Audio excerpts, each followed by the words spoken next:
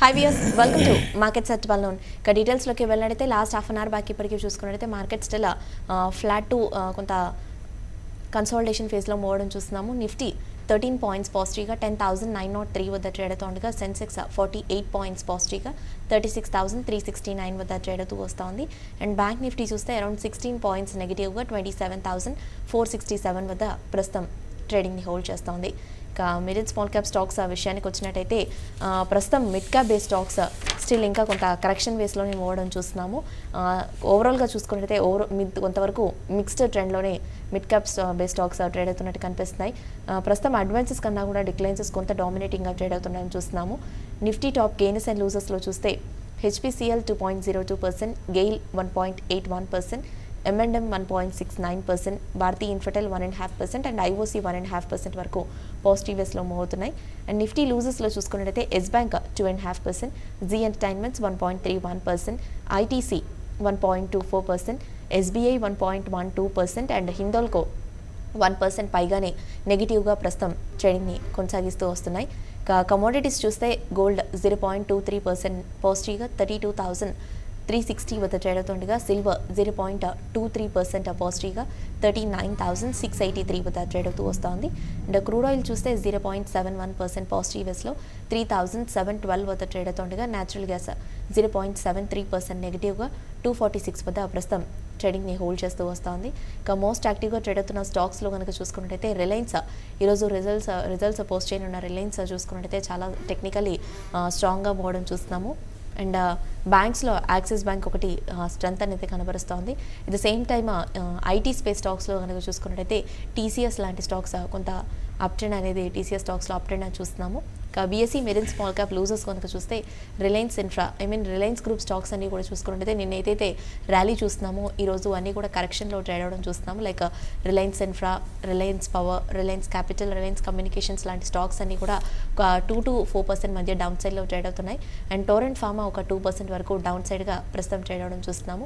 And BSE small cap లూజర్స్లో కనుక చూస్తే Asian Granito 6.5%, Motilal Oswal 5% and Excel 4.5%, Jet Airways and Praj industries లాంటి స్టాక్స్ ఒక 4% వరకు డౌన్ ట్రెండ్లో మూవ్ అవడం చూస్తున్నాము. ఇక మిడ్ సెషన్ మార్కెట్స్పై విశ్లేషించేందుకు ట్రేడర్స్ మెయిల్స్ అండ్ కాల్స్కి ఆన్సర్ చేసేందుకు ప్రెసెంట్ మన స్టూడియోలో ఉన్నారు మార్కెట్ అనలిస్ట్ శేషు గారు. వారిని అడిగి మరిన్ని విషయాలు తెలుసుకుందాం. ట్రేడర్స్ అండ్ ఇన్వెస్టర్స్ మీకు ఇలాంటి డౌట్స్నా కూడా పైన స్క్రోల్ అవుతున్న నెంబర్ అండ్ మెయిల్ ఐడికి కాల్ అండ్ మెయిల్ చేయొచ్చు. సో దట్ శేషు గారు మీ డౌట్స్కి ఆన్సర్ చేస్తారు. అండ్ వ్యూయర్ స్క్రీన్ పైన డిస్ప్లే అవుతున్న నెంబర్ చూసినట్టయితే 9963155552 ఈ నెంబర్ స్క్రీన్ పైన డిస్ప్లే అవుతోంది. సో మీకు ఎలాంటి డౌట్స్నా కూడా ఈ నెంబర్కి కాల్ చేయొచ్చు. హై శేషు గారు. హలో అండి. మార్కెట్స్ ట్రెండ్ చూస్తే ఫ్లాట్ టు పాజిటివ్ నోట్తో డేని స్టార్ట్ చేసాయి.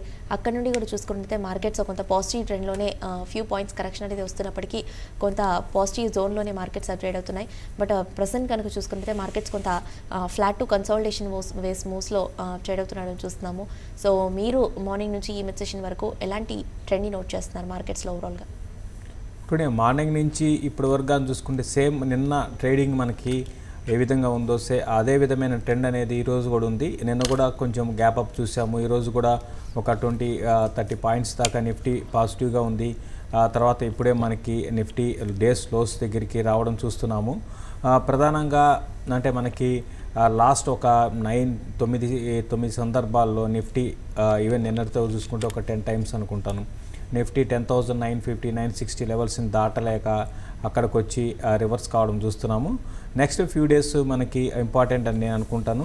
నెక్స్ట్ ఫ్యూ డేస్లో కానీ నిఫ్టీ అగైన్ మళ్ళీ మనకి ఈ లెవెల్ ఏదైతే ఉందో ప్రస్తుతం ఉన్న లెవెల్స్ ఏదైతే ఉందో అది దాన్ని దాటలేని పరిస్థితుల్లో మార్కెట్స్ షార్ట్ టర్మ్ ట్రెండ్ మళ్ళీ ఇంకొక కొంచెము డౌన్ ట్రెండ్లోకి రావడానికి అవకాశం ఉంటుంది. ఈ రోజు కానీ చూసుకుంటే పర్టికులర్గా బ్యాంక్స్లో ప్రాఫిట్ బుకింగ్ అనేది చూస్తున్నాము. మరి ముఖ్యంగా ఎస్ బ్యాంక్ ఒకటి, SBI ఒకటి, ఎస్ బ్యాంక్ ఒకటి, ఈ రెండిట్లో కూడా బాగా ప్రాఫిట్ బుకింగ్ అనేది ఉంది. బ్యాంక్ నిఫ్టీ కొంచెం వీక్నెస్ అనేది కనపరుస్తుంది. ఆ తర్వాత ఈవెన్ రిలయన్స్ కూడా హై నుంచి మనకి కరెక్ట్ అవుతూ వచ్చింది. రిలయన్స్ కూడా డే లోస్ దగ్గర ప్రస్తుతానికి ఇప్పుడే డే లోస్ని టచ్ అయ్యింది. ఈరోజు రిలయన్స్ రిజల్ట్ ఉన్నాయి. లాస్ట్ ఫ్యూ డేస్గా కానీ గమనిస్తే రిలయన్స్ చాలా స్ట్రాంగ్గా పెరగడం మనం చూసాము. రీసెంట్ లోస్ నుంచి కూడా రిలయన్స్ అంటే దగ్గరగా 1100 బిలో మనకి ఫ్యూ డేస్ బ్యాక్ వచ్చింది. అక్కడ నుంచి ఒక 40-50 రూపీస్ పెరగడం చూసాము. మళ్ళీ రిలయన్స్లో ఈరోజు కొంచెం ప్రాఫిట్ బుకింగ్ అనేది హయ్యర్ లెవెల్స్లో కనపడుతుంది. ఏదేమైనప్పటికీ కూడా మార్కెట్స్ నేను కూడా కొన్ని స్టాక్స్ డిహెచ్ఎఫ్ఎల్ లాంటివి బాగా వీక్ ఉన్నాయి. తర్వాత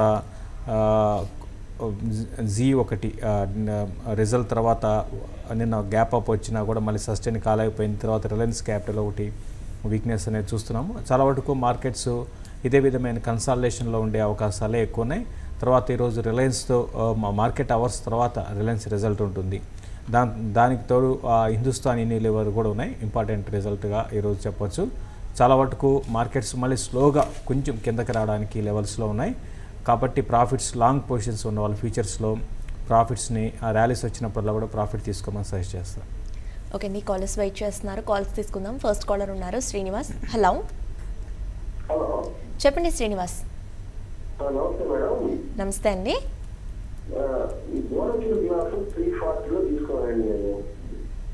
మోర్పియన్ ల్యాబ్స్ 340లో తీసుకున్నారు.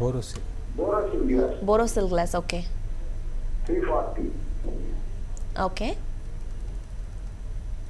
షార్ట్ టర్మ్కి తీసుకున్నారా లాంగ్ టర్మ్కా? ఓకే, ప్రస్తుతానికి బోరోసిల్ గ్లాస్ని హోల్డ్ చేయండి అండి. ఇది ఇప్పుడు చూసుకుంటే మీరు 220 ఆ లెవెల్లో ప్రస్తుతానికి ఇది ట్రేడ్ అవుతుంది. ఇంకా కొంచెం వీక్నెస్ అనేది ఇది కానీ చూసుకుంటే 400 నుంచి 398 అండి 52 వీక్ హై. అక్కడి నుంచి కూడా ఏమాత్రం కూడా సస్టైన్ కాకుండా కంటిన్యూగా వీక్నెస్ అనేది చూస్తున్నాము. ఓవరాల్గా ఫండమెంటల్స్ పరంగా పర్లేదండి, ఇది బాగానే ఉంది.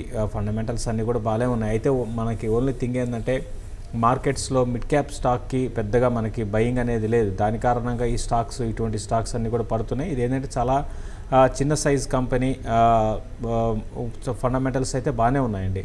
Based on fundamentals long term కోసం నేను హోల్డ్ చేయమనే చెప్తాను. నెక్స్ట్ కాల్ చూద్దాం. సంతోష్ కాలర్ ఉన్నారు. హలో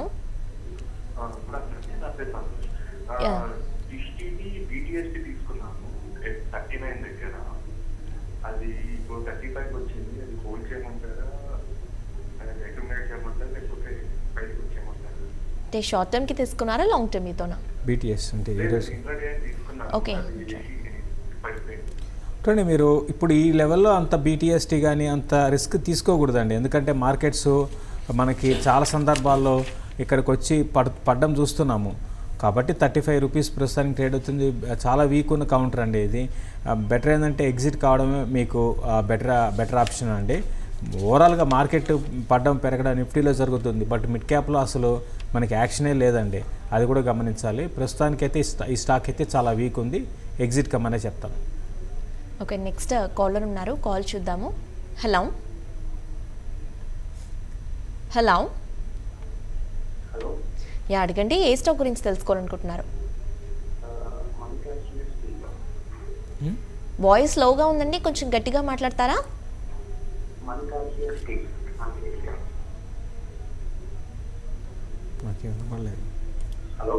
యా హలో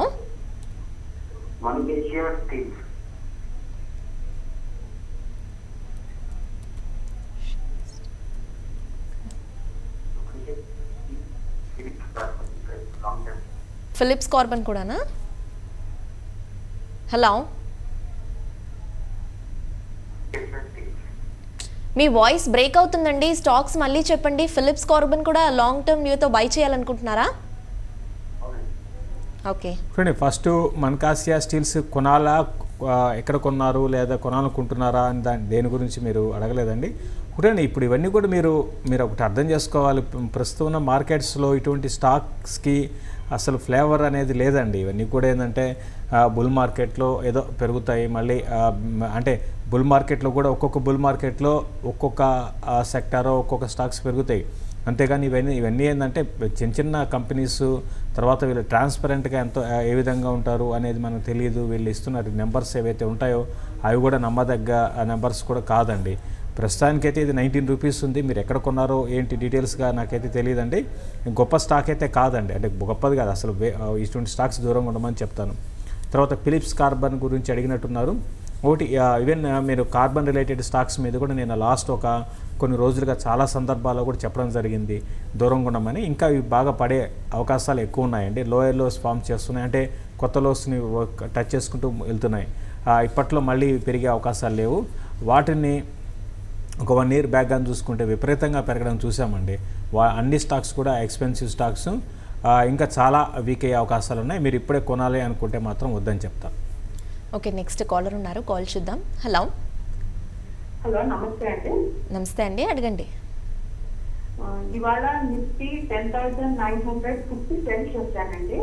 ఓకే అది ఎలా ఉంటుందో అడుగుదామని ఫోన్ చేశానండి. ఓకే, ఎంతలో సెల్ చేశారండి? 10,950. అవునండి. స్ట్రైక్ ప్రైస్ ఏంటి? 111.15. ఓకే, చూడండి నిఫ్టీ మీరు ఓవరాల్గా నిఫ్టీ పరంగా కన్సాలిడేషన్లో ఉండే అవకాశాలు ఉన్నాయి. కొంచెం వీక్నెస్ అనేది రావడానికి అవకాశాలు ఎక్కువ కనపడుతున్నాయండి నిఫ్టీలో ఈ లెవెల్లో. ప్లస్ రిజల్ట్ కూడా వస్తుంది. రిజల్ట్ కూడా అంటే ఐ మీన్ రిలయన్స్ రిజల్ట్ కూడా ఉంది కాబట్టి రిజల్ట్ కొంచెం బాగాలేకపోయినా కూడా మీకు మార్కెట్స్ పడే అవకాశాలు ఉన్నాయండి. కాబట్టి 10,900 మీరు పుట్టిన సెల్ చేశారంటే దాని నుంచి పెద్దగా పడకపోవచ్చు అని మీరు ఎక్స్పెక్ట్ చేస్తున్నారు. నా ఉద్దేశం ప్రకారం ప్రస్తుతానికైతే ఇప్పుడు 112 దగ్గర ఉంది, ప్రస్తుతానికి హోల్డ్ చేయండి. మార్కెట్ కన్సాలిడేషన్లో ఉంది కాబట్టి హోల్డ్ చేయండి. నేను అనుకోవడం రేపు కొంచెం నిఫ్టీ కొంచెం వీక్ కావడానికి అవకాశాలు ఉన్నాయి కాబట్టి దాన్ని దృష్టిలో పెట్టుకొని మీరు ట్రేడ్ చేసుకోండి. నేను ప్రస్తుతానికి నిఫ్టీకి మాత్రం 10,940 ఆ లెవెల్లో రెసిస్టెన్స్ అనేది ఈరోజు వచ్చిన హై, నిన్న వచ్చిన హైస్ చూసుకుంటే దగ్గరగా ఒకే రేంజ్లో ఉన్నాయండి. 10,950 అంటే ఫ్యూచర్స్లో అక్కడ హైస్ ఫామ్ చేసింది కాబట్టి షార్ట్ టర్మ్ ట్రెండ్ అది దాటితేనే నిఫ్టీ పెరిగే అవకాశాలు ఉన్నాయి. కాబట్టి మీ ప్రస్తుతానికైతే మీ సెల్లింగ్ పొజిషన్ అయితే హోల్డ్ చేయండి. నెక్స్ట్ కాలర్ ఉన్నారు, విజయవాడ నుండి రామారావు. హలో హలో రామారావు గారు. జనతా కార్డ్ 280 రూపాయల్లో కొన్నానండి. అది బాగా తగ్గిపోతుంది. ఇది అంటే ఏ స్టాక్ లో వెళ్ళాలి, లేకపోతే ఇది ఎక్కడ అమ్ముకోవాలి? ఏ స్టాక్ చెప్పాలి. జెన్పాక్ అండి, Janata card. Sorry delta Corp. ఎంతలో కొన్నారు? ఏ లెవెల్లో తీసుకున్నారు? 82 సమ్ రేంజ్లో తీసుకున్నారంట సార్. ప్రస్తుతం ఉంటాయండి. డెల్టా కార్ప్ బాగా పడిపోతుంది అని ఆల్రెడీ పడిపోయిందండి. డెల్టా కార్ప్ మనకి 400 లెవెల్స్ నుంచి పడి ఇప్పుడు ఇంకా చెప్పాలంటే ఇంకా స్టడీగా ఉందని చెప్పొచ్చు. రీసెంట్గా 250 దగ్గరే ఇది ప్రస్తుతానికి ఉంది. 220 దాకా కూడా రావచ్చు. షార్ట్ టర్మ్ ట్రెండ్ అయితే వీక్గానే ఉంటుందండి. నెక్స్ట్ 3-4 నెలల్లో దీంట్లో నుంచి మనకి పెద్ద ఎక్స్పెక్టేషన్స్ ఏం పెట్టుకోకుండా మీరు లాంగ్ టర్మ్కి హోల్డ్ చేయండి. ఇంకా కావాలి అంటే నెక్స్ట్ కరెక్షన్స్లో నెక్స్ట్ ఒక 3-4 నెలల్లో వచ్చే కరెక్షన్స్లో మీరు కావాలంటే ఇంకా యాడ్ చేసుకోండి. లాంగ్ టర్మ్కి అయితే హోల్డ్ చేయమని చెప్తాను. నెక్స్ట్ కాలర్ ఉన్నారు, కాల్ చూద్దాం. హలో యా, గుడ్ ఆఫ్టర్నూన్ అండి, అడగండి. ఓకే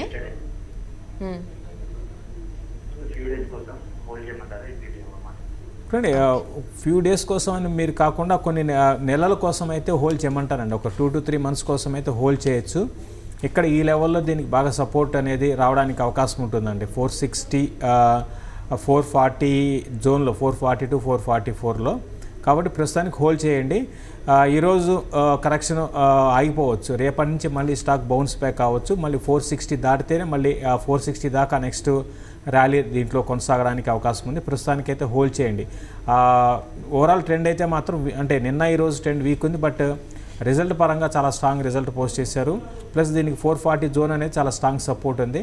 ఈవెన్ మార్కెట్స్ పడినా కూడా ఇది పెద్దగా పడకపోవచ్చు. ఈ లెవెల్ నుంచి పెరగడానికి అవకాశం ఉందండి. ఓకే శశి గారు, జెట్ ఎయిర్వేస్ ఈ మధ్యకాలంలో చూసుకున్నట్టయితే కొంత డౌన్ ట్రెండ్లో మూడని చూస్తున్నాము. నిన్న కూడా చూసుకున్నట్టయితే ఆల్మోస్ట్ ఇది 4 to 5% వరకు క్రాక్ అయింది. అండ్ ఈరోజు కూడా చూసుకున్నట్టయితే నిన్నటి డౌన్ ట్రెండ్ని కొనసాగిస్తూ ప్రస్తుతం కూడా ఒక 4% పైగానే డౌన్ సైడ్ మూవ్ చేయడం చూస్తున్నాము. సో ఈ డౌన్ ట్రెండ్కి గల కారణం ఏంటంటారు? అండ్ ఈ లెవెల్ నుంచి మరింత వీక్ అవ్వచ్చు అంటారా, లేదా ఇక్కడ నుంచి కనుక చూసుకున్నట్టయితే సపోర్ట్స్ అనేది కూడా ఎలా ఉన్నాయంటారు? కానీ ఓవరాల్గా జెట్ ఎయిర్వేస్ ఈరోజు లోస్ నుంచి కొంచెం రికవర్ అయిందండి. ఓవరాల్గా ఏంటంటే ఇది కంపెనీ అంటే పరిస్థితులు చాలా వీక్ అయిపోయినాయండి. అటు 1 week ఒక 1 week 10 days వీళ్ళు మహా అయితే అంటే ఫ్లైట్స్ నడిపే అవకాశాలు ఉన్నాయని వార్తలు రావడం ఇవన్నీ కూడా కారణాలుగా చెప్పచ్చు. బట్ ఏదైనప్పుడు కూడా ఇది స్లోగా ఇది బాగా వీక్ అయిపోతూనే ఉందండి స్టాక్. ఫండమెంటల్స్ పరంగా చాలా వీక్ ఉంది, అందరికి తెలిసిందే. ఫైనాన్షియల్ క్రైసిస్లో ఉంది స్టాకు. ఈవెన్ ఇతర డీల్ జరిగినా కూడా మనకి ఇంతకుముందు ఆల్రెడీ ఫ్యూ ఇయర్స్ బ్యాకే జరిగిన తర్వాత మళ్ళీ వాళ్ళు కొంచెం స్టేక్ తీసుకున్నారో, తర్వాత మేనేజ్మెంట్లో కూడా మార్పులు అనేది ఎవరైతే ప్రమోటర్ ఉన్నారో ఆయన వైద్యాలు కూడా ఇవన్నీ కూడా జరుగుతున్నాయి రీసెంట్గా. న్యూస్ బేస్డ్ ఉంటుందండి ఇది. ఇటువంటి స్టాక్స్లో ఇన్వెస్ట్మెంట్కి దూరంగా ఉండడం చాలా వరకు బెటరు, ఎందుకంటే ఎప్పుడేం జరుగుతుందో తెలియని పరిస్థితిలో ఈ స్టాక్ ఉందండి. నెక్స్ట్ కాల్ చూద్దాం. వినోద్, హలో. యా చెప్పండి వినోద్. కర్ణాటక బ్యాంక్ 97లో 100 షేర్స్ ఉన్నాయండి లాంగ్ టర్మ్ కోసం. ఓకే. తర్వాత ఎడిమెంట్ ఫైనాన్షియల్ సర్వీసెస్ ఈ ప్రైస్ బై చేశారు. లాంగ్ టర్మ్ కండి? అవునండి.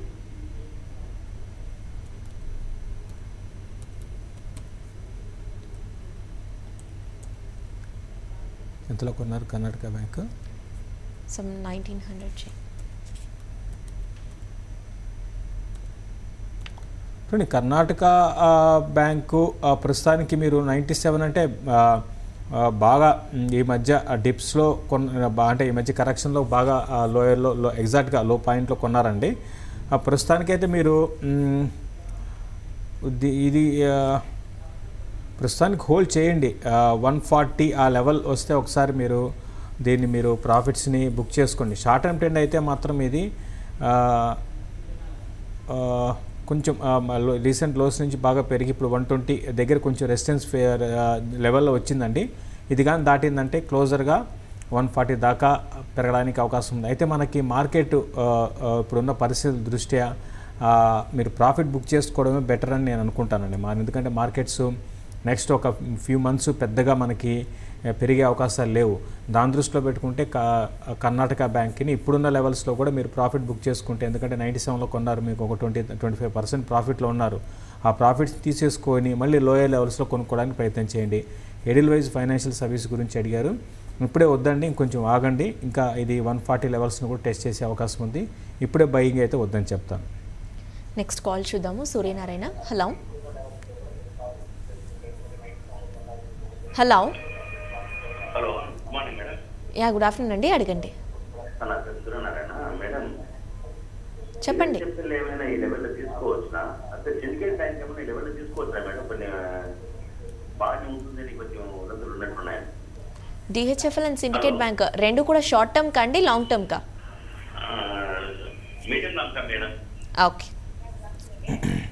రెండు కూడా వద్దని చెప్తానండి. డిహెచ్ఎఫ్ఎల్ అండ్ సిండికేట్ బ్యాంక్ రెండు కూడా వీక్గానే ఉన్నాయి. రెండు కూడా వద్దు. ఫండమెంటల్స్ వీక్ అయినప్పుడు మనకి మళ్ళీ ఆ స్టాక్ని బై చేయడం అనేది కరెక్ట్ కాదు. ప్లస్ ఈ లెవెల్లో బై చేయడం అనేది కూడా కరెక్ట్ కాదు. రెండు కూడా అవాయిడ్ చేయండి. రెండు కూడా అంత గొప్ప స్టాక్స్ అయితే కాదు, ఇన్వెస్ట్మెంట్ పరంగా అవాయిడ్ చేయమని చెప్తాను. కాల్స్తో పాటుగా మెయిల్స్ కూడా చూద్దాము. మనోజ్ కుమార్ మెయిల్ చేశారు. జిఐసి హౌసింగ్ ఫైనాన్స్ 472లో 150 షేర్స్ హోల్డ్ చేస్తున్నాను, ఇంకో 500 షేర్స్ బయింగ్కి వెళ్ళాలనుకుంటున్నారు. హోల్డ్ అదేంటి, కంటిన్యూ తీసుకోమంటారా లేదంటే వెయిట్ చేయమంటారా? 472లో తీసుకున్నారు. జిఐసిని మీరు యాడ్ చేసుకోండి. స్లోగా దీంట్లో నెక్స్ట్ కరెక్షన్స్లో అంటే నేను అనుకోవడం 240 ఆ లెవెల్కి వచ్చినప్పుడు మీరు కొంత 240 to 220 లెవెల్లో దీంట్లో కొంత షేర్స్ కూడా కొంత కొన్ని కొనుక్కోమని చెప్తాను, అక్యుములేట్ చేసుకోమని చెప్తాను. లాంగ్ టర్మ్కి మళ్ళీ ఇది బౌన్స్ బ్యాక్ అయ్యే అవకాశాలు ఉన్నాయి. ప్రస్తుతానికైతే మీరు హోల్డ్ చేయండి, కరెక్షన్స్లో కొనుక్కోండి. ఓకే. నెక్స్ట్ మెయిల్ చేశారు, మెయిల్ చూద్దాము. నగేష్ మెయిల్ చేశారు. Motilal Oswal and axis bank ఈ 2 స్టాక్స్లో ఇన్వెస్ట్మెంట్కి వెళ్ళొచ్చు అంటారా?